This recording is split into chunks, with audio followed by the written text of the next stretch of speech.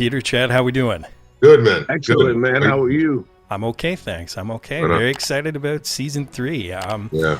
Chad, I wanted to start with you because I got to ask you, okay, what's more frightening in a work situation, having to face an army of walkers or sit through the makeup chair? That's easy pickings, bro.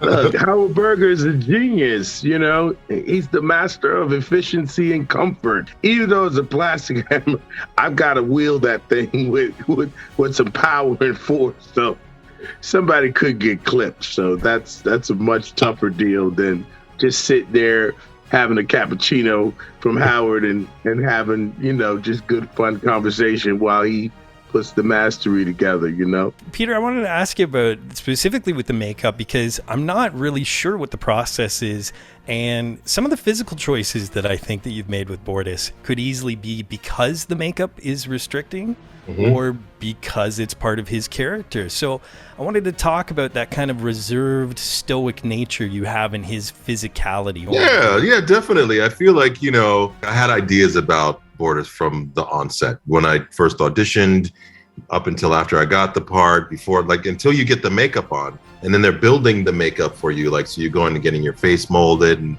your body cast and all this stuff. And then it was so I'm still building ideas, right? So, and then I get, you know, then they get you in the makeup, and then once you're in the makeup, you realize, oh, I can only turn my head this much, or I can only move this much before. So all that stuff starts to inform, you know, your disposition, if you will, and your disposition is what informs your character choice.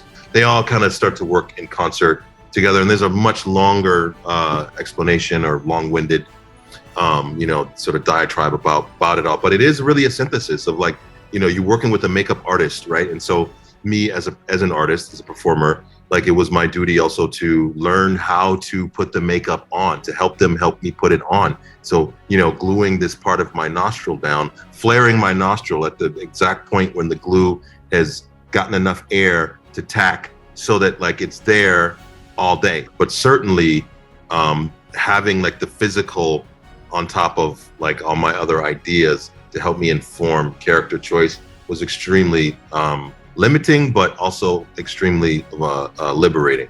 It was great. It was great. And I know we're in a hurry. Also, the level of energy, the amount of energy that it takes to play these roles, it is like theater in that way.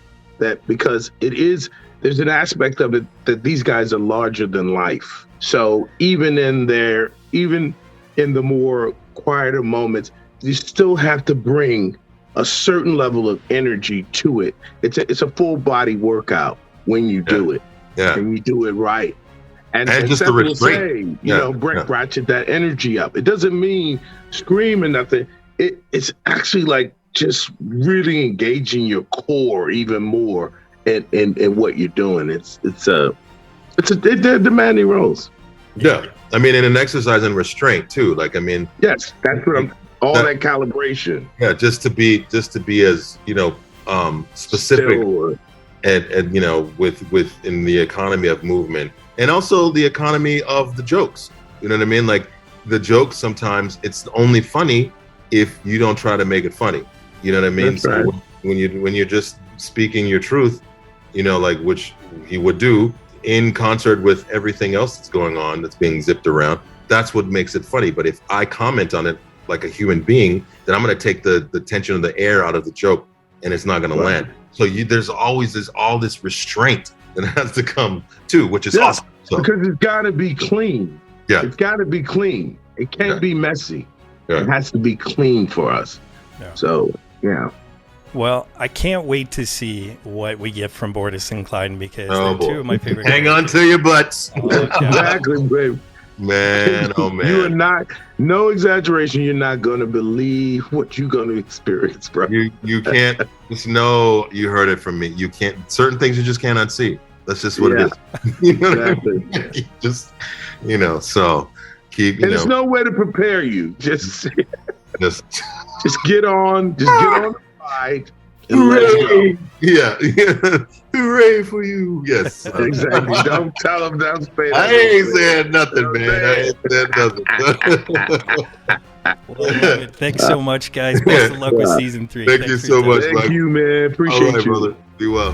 Hey Real students, thanks for watching. If you want to subscribe to Real School, click that round Real School logo right beside me. Also click that damn notification bell so you're aware of all of Real School's new content. You can follow me on Twitter, and of course, if you get anything out of Real School, you can always give a little back. Just click the link in the description below or the button down there, and you can become part of my Patreon team.